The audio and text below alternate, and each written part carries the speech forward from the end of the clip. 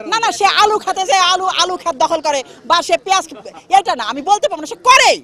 নাহলে কেন সেইখানে আসবে? এখানে কি আছে? আমি তো চাই না, আমি তো এই চেয়ার চাই না। তার মানে আপনাদের মাথা বিক্রি করে অনেক কিছু করে সে করতেছে, না হলে সে কেন বারবার এই চেয়ারের মধ্যে আসবে? এবং দীপজল ভাই তার জন্য আসে না, দীপজল আমাদের জন্য আসছে। আমি আবারও বলবো, আমার জীবনে মৃত্যু পর্যন্ত যদি হয় আমি এটাই বলবো, আমি এই 2 বছর অন্য কাউকে চাই না, না নিপুণ না অন্য কেউ। দীপজল ভাই, মিশা সওদাগর আর আমাদের ক্যাবিনেটে যা আছে তারা থাকবে। হয়তোবা তার চেয়ারে লুক থাকলে সে সেটাই করবে, সে তাও করতে পারে।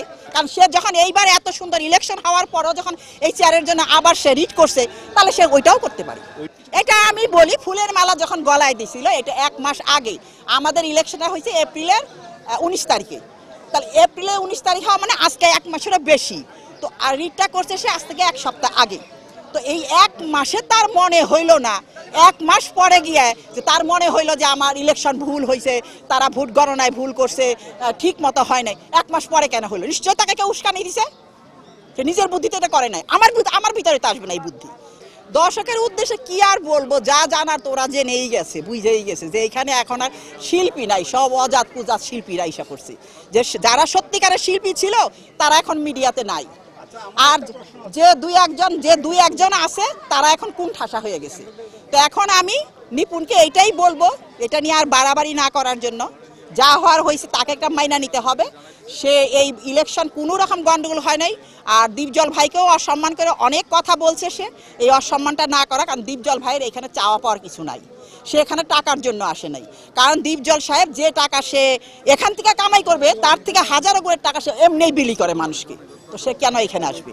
সে আসছে আমাদের সমিতির জন্য, শিল্পকে ভালোবাসে, তাই আমাদের শিল্পী সমিতিটাকে সে ভালো উঠিয়ে দেওয়ার জন্য।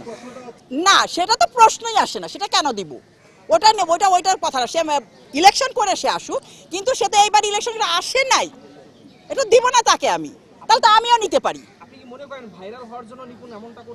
সেটা আমি বলতে পারবো না, হয়তো বা কিছু তার উদ্দেশ্য, কিছু তো উদ্দেশ্য আছে। শুধু উদ্দেশ্যহীন ভাবে এই চেয়ারের মধ্যে কেন আসবে? আমার তো মনে হয় চেয়ারে কিছুই নাই, সেইটা আমার মনে হয়। কিন্তু তার কাছে হয়তো আছে কিছু একটা আছে, না আসলে সে কেন বারবার এই চেয়ার। এখন আর আমরা শিল্পী নাই।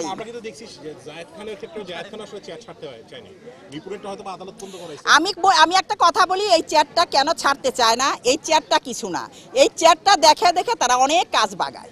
এটা সত্যি কথা। যেমন কেমন বলবো, কিভাবে বলবো আমি? তারা অনেক জায়গায় যায় না। আপনি যদি বলেন যে সে না না, সে আলু খেতে যায়, আলু খেত দখল করে, বা সে পেঁয়াজ, এটা না আমি বলতে পারবো না, সে করে। নাহলে কেন সেইখানে আসবে? এখানে কি আছে? আমি তো চাই না, আমি তো এই চেয়ার চাই না। তার মানে আপনাদের মাথা বিক্রি করে অনেক কিছু করে সে করতেছে, না হলে সে কেন বারবার এই চেয়ারের মধ্যে আসবে? এবং দীপজল ভাই তার জন্য আসে না, দীপজল আমাদের জন্য আসছে। আমি আবারও বলবো, আমার জীবনে মৃত্যু পর্যন্ত যদি হয় আমি এটাই বলবো, আমি এই 2 বছর অন্য কাউকে চাই না, না নিপুণ না অন্য কেউ। দীপজল ভাই, মিশা সওদাগর আর আমাদের ক্যাবিনেটে যা আছে তারা থাকবে।